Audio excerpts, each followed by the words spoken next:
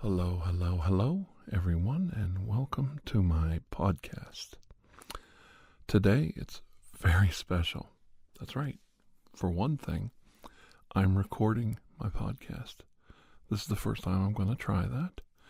I wanted to record it and let everyone see kind of like the process I go through, if there is one, and just kind of give you an idea of what it looks like when I record. I use an NT1 microphone. It's the Rhodes mic. Let me show you real quick. And it's the Rhodes. And the great Massage ASMR and the great Dr. T ASMR put me onto this. Both of them are a big pusher of the quality that the Rhodes mic offers.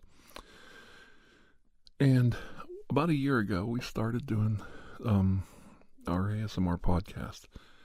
Now, most of the podcasts are crazy, weird, paranormal stories, ghosts, aliens, sci-fi adventures, alternate futures with crazy aliens, all kinds of fun stuff.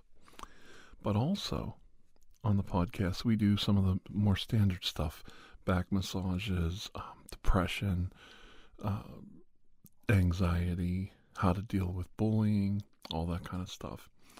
And I really enjoy those podcasts just as much as the paranormal metaphysical ones. Today, we are marking, it was actually last week, we crossed over 100,000 downloads on our podcast. And when I say our podcast, it is a reason to celebrate because I have a friend that is very close to me and we work together on the podcast.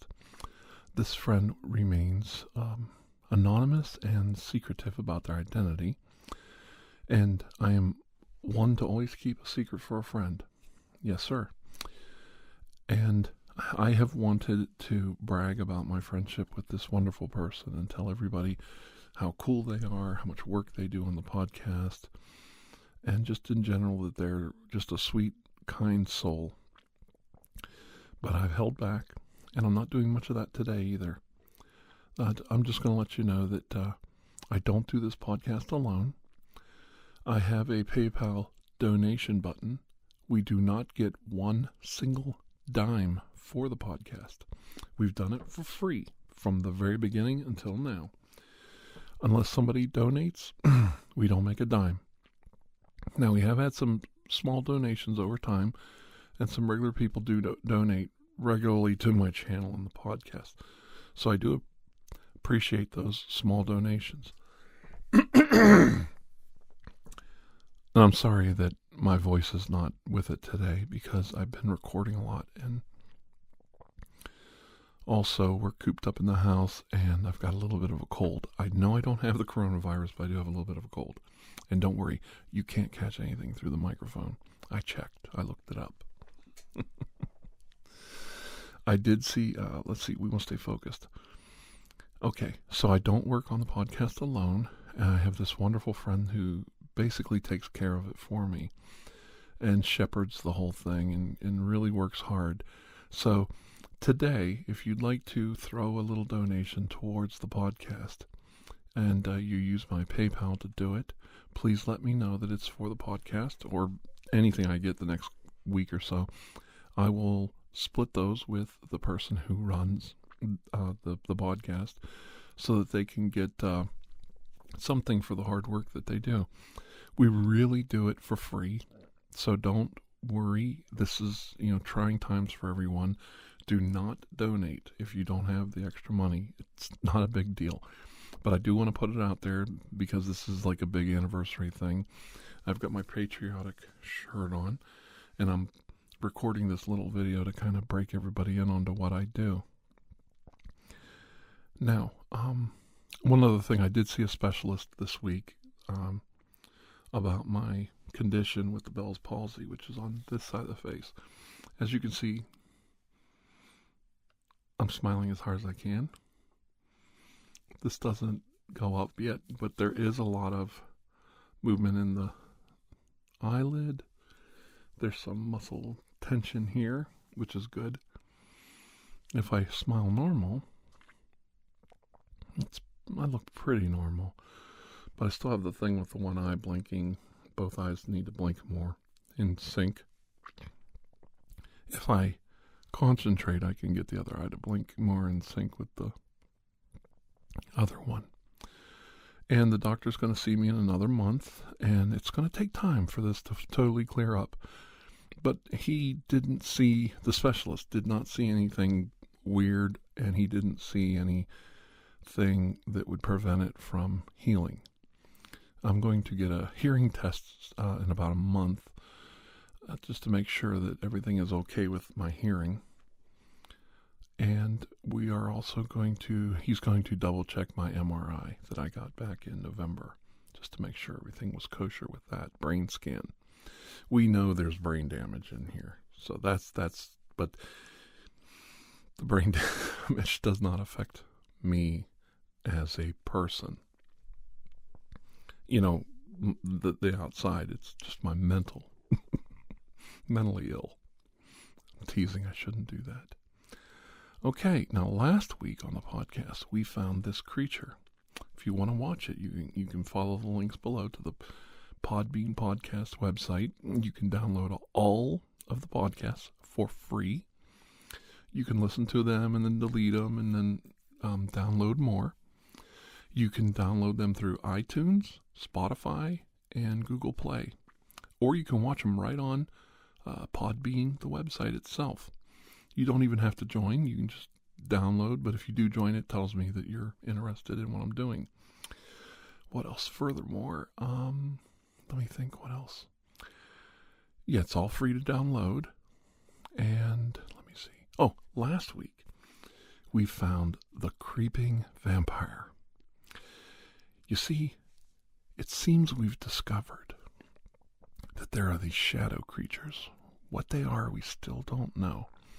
But they inhabit the earth, and they kind of float through the crust and the ground to avoid direct sunlight. You see, direct sunlight hurts them. A bright, bright light of any sort pulls them out of whatever creature they're inhabiting.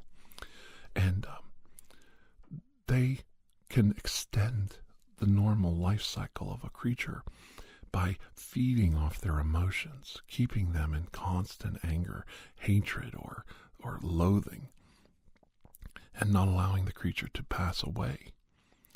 So these creatures have been around for a long time, these shadow creatures, and they scare people, and they like feeding off our fears and insecurities.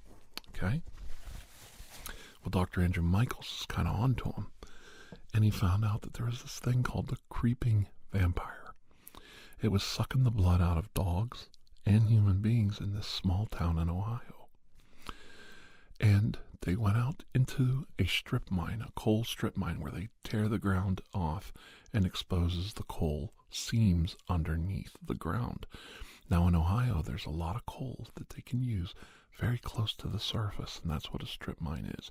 They just dig it right up out of the ground like you're digging rocks out of a quarry. Okay?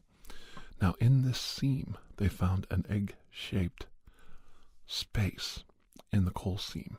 Okay, a very ancient bubble of rock. Maybe it was a glass or onyx caterpillar cocoon over this creature. They haven't got all that information yet. But what they do know is something with about 8 legs, with a long snout, with arms that looked kind of like the combination of crab and human hands, crawled out of that seam of coal and up onto the ground. They attacked it and captured it, and in the process ripped 2 of the 8 legs off and killed the creature. They really weren't trying to hurt it, but it got caught up in all the netting and the traps that they used to capture it, and it damaged the exoskeleton of the creature and ripped the arms of the creature off. Now, if that caused the creature to bleed to death, or the trauma of being captured killed it, or, as we find out today, shining a bright light on the creature after reviewing the video proved that the light pulled the shadow creature out of it, and the creature died. Now, as I, Dr. Andrew Michaels, reviewed this tape, I was very aware of looking for a shadow that, instead of pulling away from light, like all shadows do, this shadow goes towards the light. And of course, that is exactly what I observed when I watched the video over again of the creeping vampire being dragged from the coal seam. A shadow that should not have appeared, as it got closer and closer to the bright spotlight we were using to shine on the creature, a shadow crept more and more out of the creature towards the light, and then dissipated in the face of the light. This was us drawing the shadow creature from this strange, odd, 8-legged freak. And the poor thing expired once that evil shadow being was no longer inhabiting its body. We decided to do an autopsy on the creature, and in doing so, we quickly discovered that this creature had a carapace full of offspring, eggs that it had laid somewhere. Now, the problem is, did it lay the eggs in one nesting place, in a safe hidden spot, or did it leave the eggs all over the place in different spots? Maybe that was the way it did it. We don't know. When you find an unknown creature, there are so many things that are incomplete on your list of behaviors, and you don't even know, when it's prehistoric like this, what kind of world it lived in. Did it inject the eggs into creatures to use as a host body? We didn't know. But there didn't seem to be a stinger or a delivery device of that nature. So we quickly ruled that out. And what we discovered was, more than likely, it had laid the nest of eggs in one place. We set about searching out for this location. We had many teams of men looking for them. And the other problem we had was, how do we even know if they've hatched? They might already have hatched. They might be floating around right now, flying, walking, traveling away from us in every direction. So the only thing that made sense was for us to come up with a quarantine zone. We had to contain this creature's egg deposits, because we couldn't risk them just getting loose into the wildlife around us. We set up a corridor 10 by 10 miles square. We figured that was good enough. The creature never really traveled more than a couple miles from the coal seam, so we thought it was more than unlikely the creature did not travel further away to deposit its eggs somewhere. And of course, we searched all the normal areas, valleys, nooks and crannies, little tiny indentations in hillsides. We checked every farmer's barn, underneath sheds. Nothing was turning up. We really were at a loss, and we didn't know what to look for. We kind of had an idea of the size of the eggs, and we had a rough idea of how many there were, around 100 of them. And they were about the size of a hard ball, between a hard ball and, say, a golf ball. So I know that's quite a difference in diameter, but roughly speaking, if you saw 100 hard balls laying somewhere or 100 golf balls laying somewhere, it would give you an idea that that's probably what you're looking at.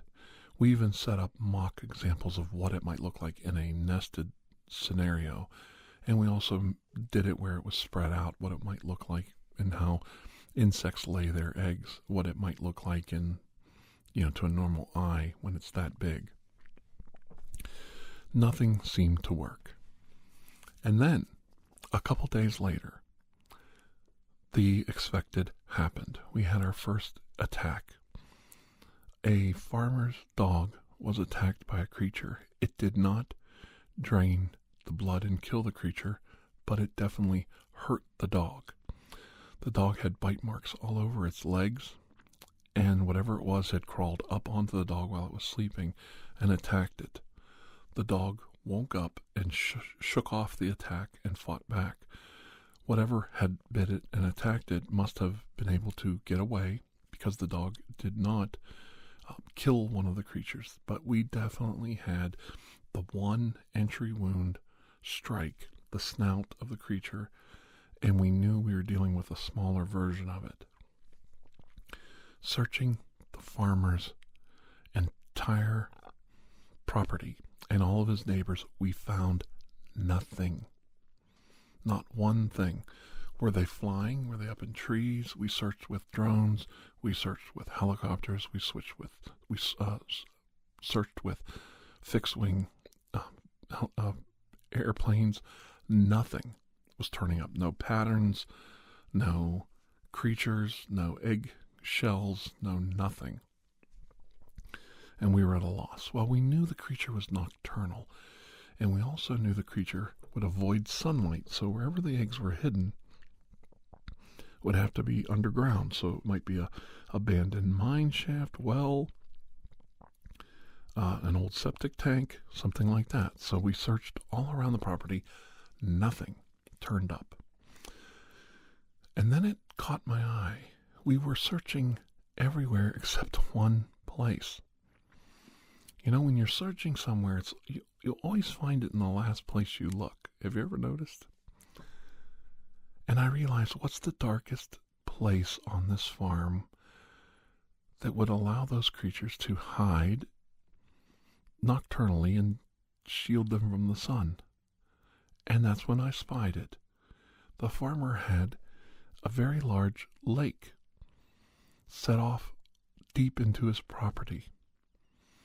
I asked him about the depth of the lake, and he said it was about 65 feet deep in the deepest spot. We immediately got to work on fencing off the pond and getting an idea of what we were dealing with. I handed fishing rods to several men in my group and told them to fish anything, sunfish, catfish, anything out of that pond, and let me take a look at it. The farmer said there were sunfish in there and bluegills, and they get pretty big because they keep the lake well stocked, and there's some catfish in there. And it was a very big and large lake. Now, he had made the lake, and he at one time used it to raise bass, and then he would, kill the bass for a food source. But he found that he liked the taste of sunfish and bluegills better, even though they were smaller. So they're easy to catch, and they should be easy to spot and easy even to net. I wouldn't allow anybody into the lake to net, but we did throw some nets onto the lake in hopes of pulling up some fish to examine.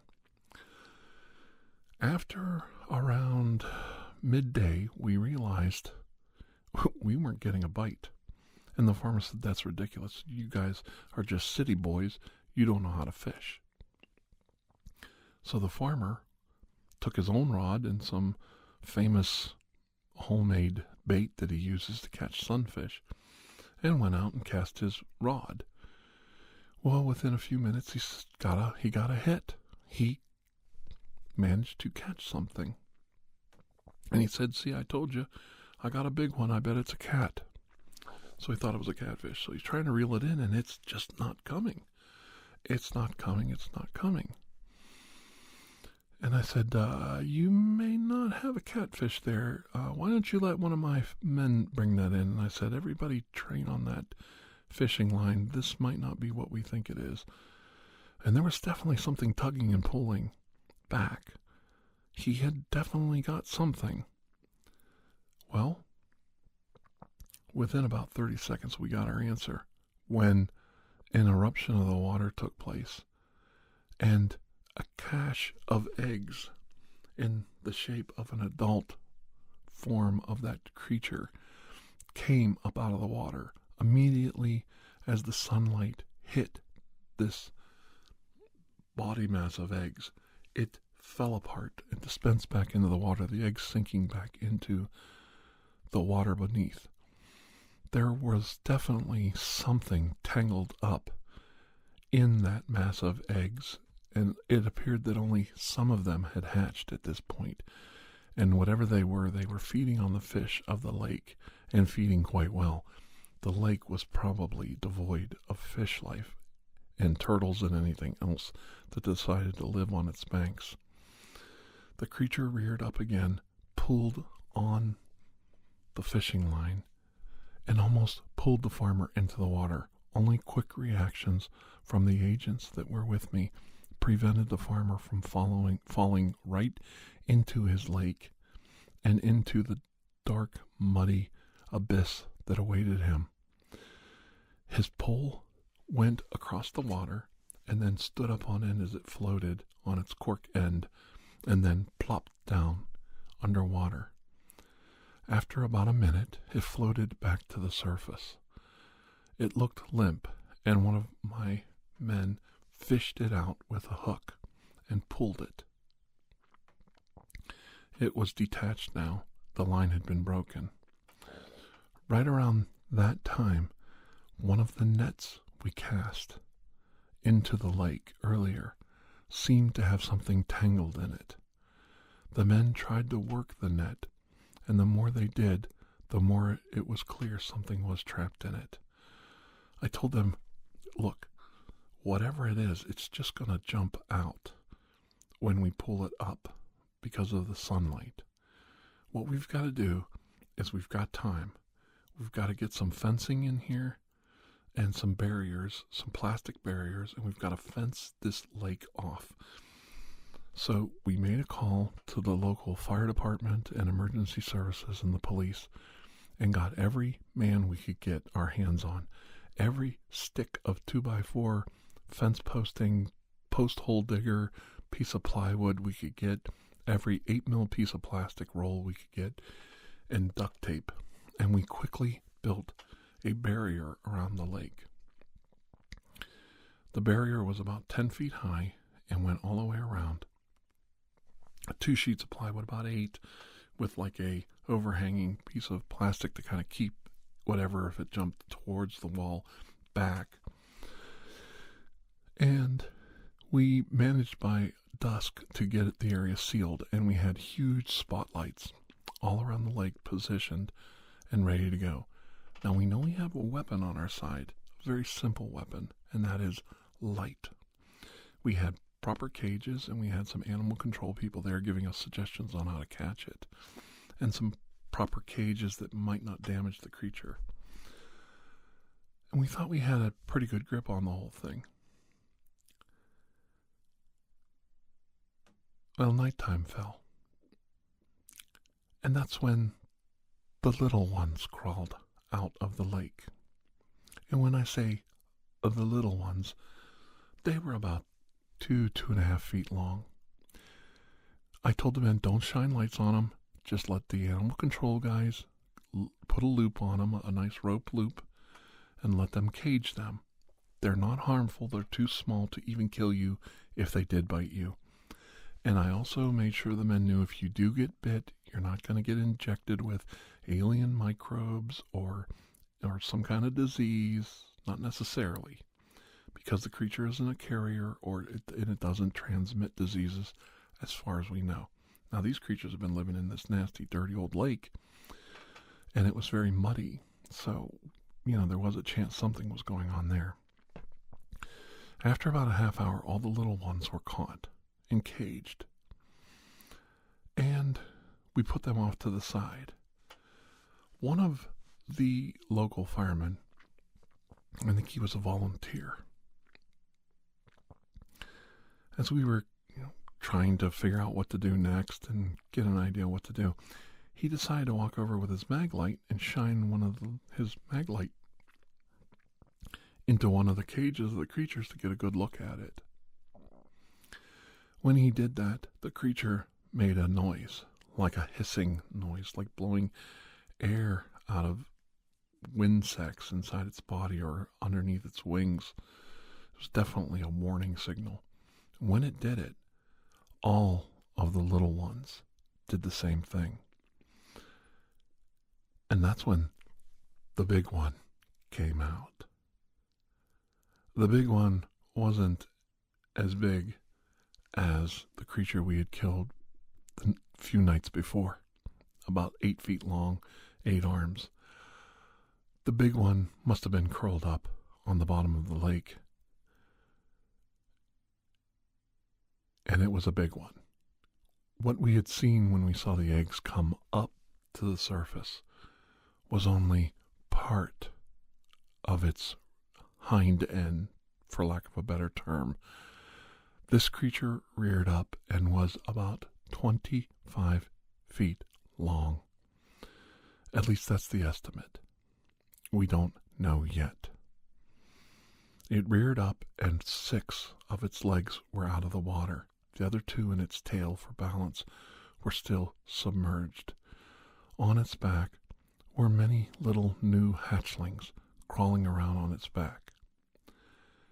We were completely stunned by this, but not half as stunned and surprised as the fireman shining his light on the baby. The creature reached forward, snatched that man out of the sky, or off his feet, snipped the mag light off of his arm, and it fell to the ground. Now, when I say it snipped it, it didn't knock the light out of his hand. It snipped his arm off to make him drop the light. He fell to the ground and rolled and writhed in pain. It was a horrible sight, blood going everywhere, and the creature immediately was drawn to that blood and decided it needed a drink. It slammed into the man full force. What we had found was the actual father of the mother we had killed. Obviously, the father's job was to care for the babies until they were hatched. And he was much bigger and, dare I say, had much more ability to do just that.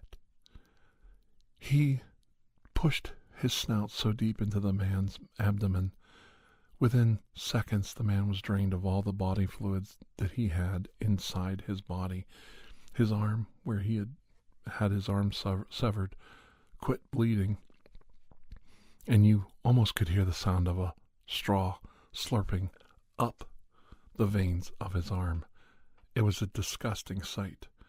The creature reared up, with the man still poised on the snout of its body, and flung him into the wall that we had built around the lake. We were very aware that our little barrier could not hold this creature back, and we decided to take evasive action. And I didn't give the order to take evasive action. I was one of the few people still inside the area. Everyone else had already left. I don't know what happens to a man in combat situations or when he sees too much of the paranormal, but something snaps in your brain and it takes you a while to react. Most people have a flight or fright response to strange things like this: gunfire, a person chasing them with a knife, somebody threatening to kill them. When you've been in combat and seen some of the stuff I have, you just kind of freeze, and time slows down, and you just kind of see everything happening before your eyes. And then you realize, oh wow, I'm the only dummy still standing here, and it's starting to look at me. Of course, I was not unarmed, and I pulled my sidearms as I started running for the exit to the cordoned off area. I managed to get outside the area without either having to fire a shot or being attacked. The creature went right back underwater. It just disappeared. We went back in and we saw all the cages that we had of the little ones start one by one floating to the top of the surface. This creature was definitely in a semi-hibernation state, taking care of the little ones till they were all hatched. And it was only taking a defensive posture. Whether or not a little one was what was trapped in the fishing line earlier or the net, we didn't know yet. But it was obvious this monstrosity was not caught up in the nets. We were dealing with a creeping vampire 25 to 30 feet long, and we did not necessarily have anything to stop it. My men wisely were already on the phone with the Ohio National Guard, and they were sending down the biggest firepower they had. We also made a call to the federal government, and we were asking for fighter plane support, maybe a Warthog, maybe a couple fighter jets, anything we could get our hands on that could come to the area immediately. It seems when you see a 25 to 30 foot long crab-like creature with a hard shell that probably could bounce bullets off of its chest all day long and eat you in the process, it makes you call out the big guns. I told the men as I holstered my weapons, don't count out your sidearms just yet. Our firepower, if we concentrated and we work in square formation, we might be able to damage the creature or push it back. So don't think your weapons won't work. But I don't think we should be provoking an attack at this time. Right around the time I said that, I realized, as well as many others did, that a shadow was falling over me. I turned and looked, and the creature was peering over the wall we had built around the lake. It was strictly observing us. It was ready to make its move while we were still planning ours, and it slid back behind the wall out of our sight and back into the lake. You could see the cages if you looked inside the fence floating. It freed all the babies we had captured. We quickly closed off all the exits that we still had open.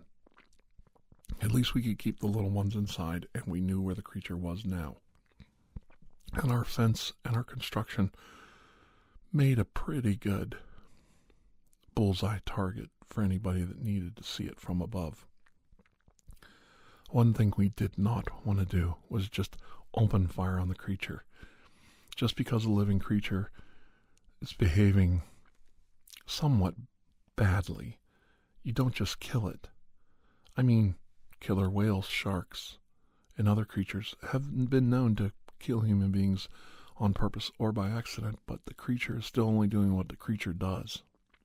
We may be able to salvage the situation, remove the creature, and take it to a safe place, but we needed more help. We needed biologists, we needed scientists, we needed some great minds to look at this.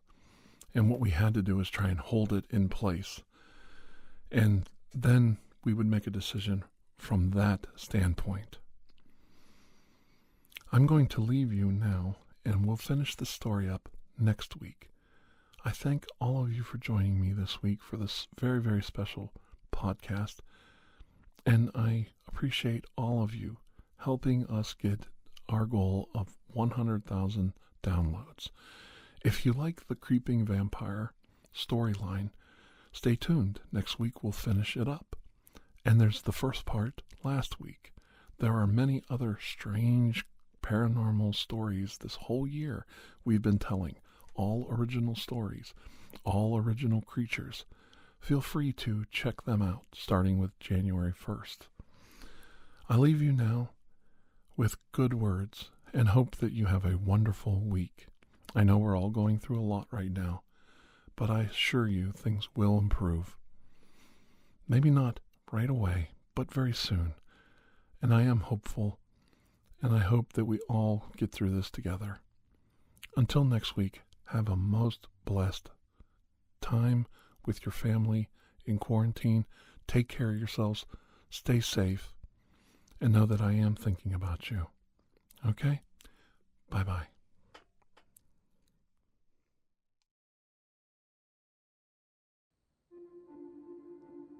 Thank you for joining us for ASMR Tiraradeguello.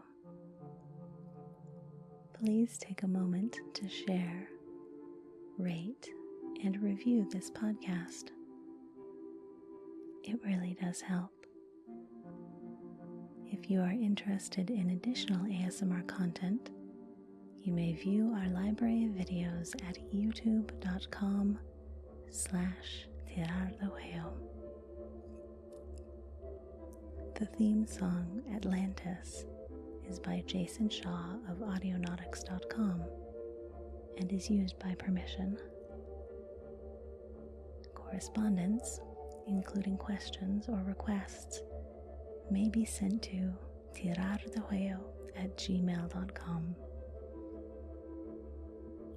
On behalf of Dr. Andrew Michaels, thank you.